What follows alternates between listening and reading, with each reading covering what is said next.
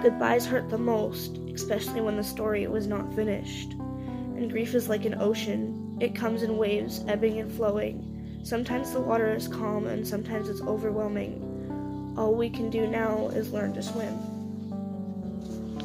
But I'm just gonna kind of jump into this. The day I met you, you lit up my world brighter than the sun. I knew we'd end up as two great friends. Then I found out that you leased your horse right down the road from me, and then we started riding together. That was so much fun. I remember your delicate laugh. I also remember that one time we were riding together and my mom and the person that you boarded your horse at's place challenged us to try and say now every time one of our horse's back legs moved forward and touched the ground, and laughing at each other's faults and flaws. It was such an amazing day. We'd rode with each other a lot in a kappa. Then at one practice, you asked me if I could start teaching you more about how I ride. That made me feel so happy because someone wanted me to teach them my ways of riding. I was awestruck. So we started riding more with each other. That was amazing for the both of us, and I knew that you knew that as well. I understood the times that you couldn't make it out because you were visiting your dad in Oregon or your brother was in town, and that didn't bother me at all. I knew you wanted to spend time with him. I just didn't know that those times would have been your last, and I knew that they probably didn't either. I just hope you didn't feel like you were hurting me.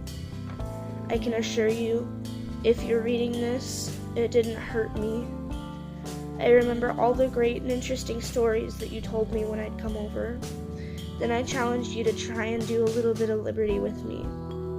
You did far better than I did my first time at Liberty.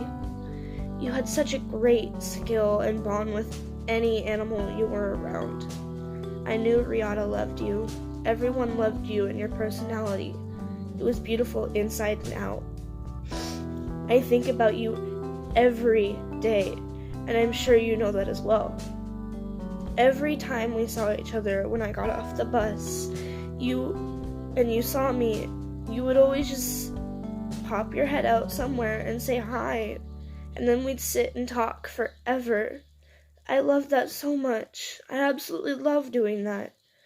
It was so much fun. I miss getting to see your shining smile every day. I remember last year in September, after Patty passed away, you were there for me and you grieved with me, even though you didn't know Patty at all.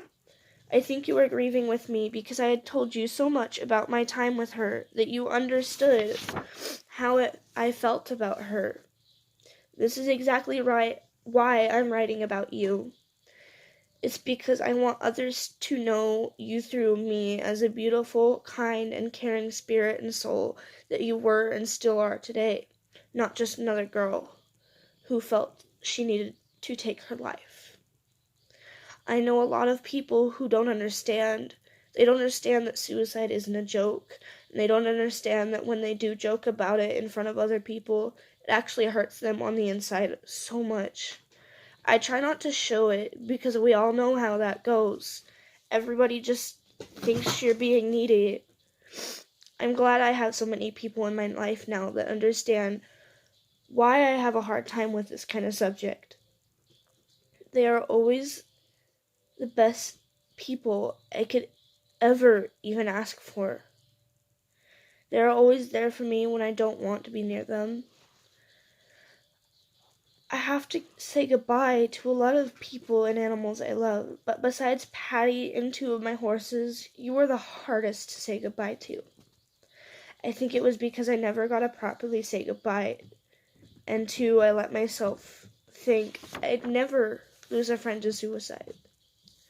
The last time I ever saw you in person was like mid-September, and then you went to your dad's place in Oregon. I wanted to say goodbye to you, and I felt there was a reason that I wanted to do that. And I was right. There was a reason that I should have done that. I knew I should have hugged you more than I did. I should have told you that everything would have been okay. If only I'd known. Then, one day, I had gone to work with my mom, and It was a really slow day, so I gotta leave early. And we stopped really quick at a store because my mom needed stuff for her personal office.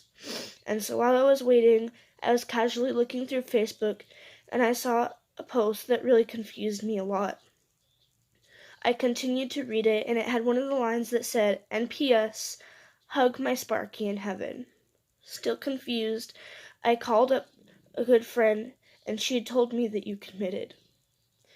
You committed suicide and took your life. I was broken. I was so confused, and I still am. What had happened? Then it had hit me as hard as a boulder. You were gone. I would never, ever see you again. Now all I have left of you is pictures and memories. I continue looking through Facebook, hoping that what I had read wasn't real.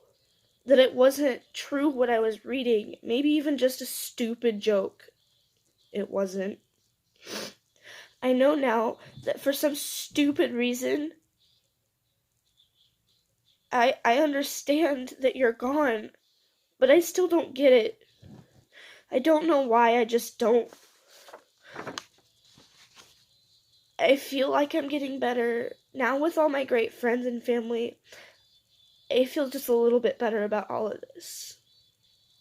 Just to reassure you, I will never, ever forget you.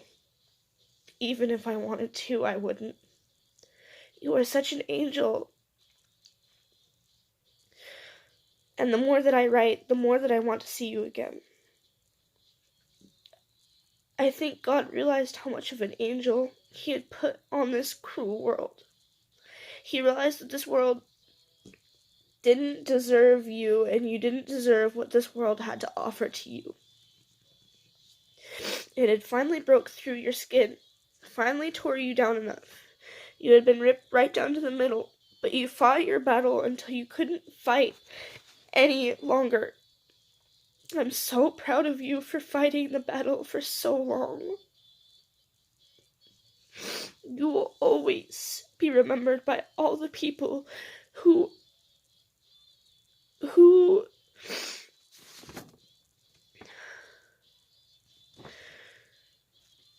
knew you were special and whose hearts you impacted so much.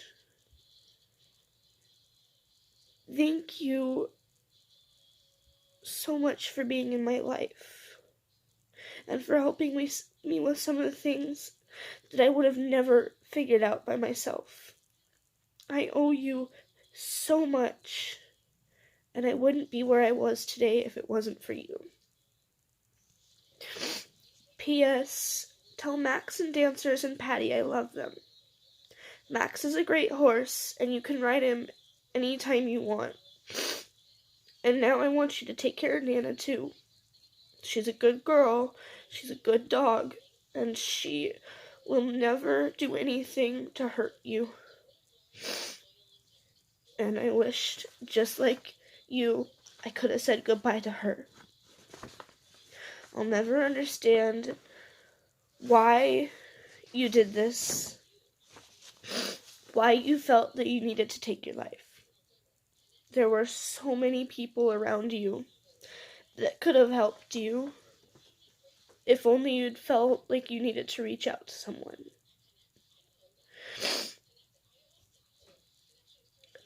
I am willing to admit that I still go to Facebook here now every other day, and I'll look at pictures of her and wonder what I could have done to fix what had happened. So,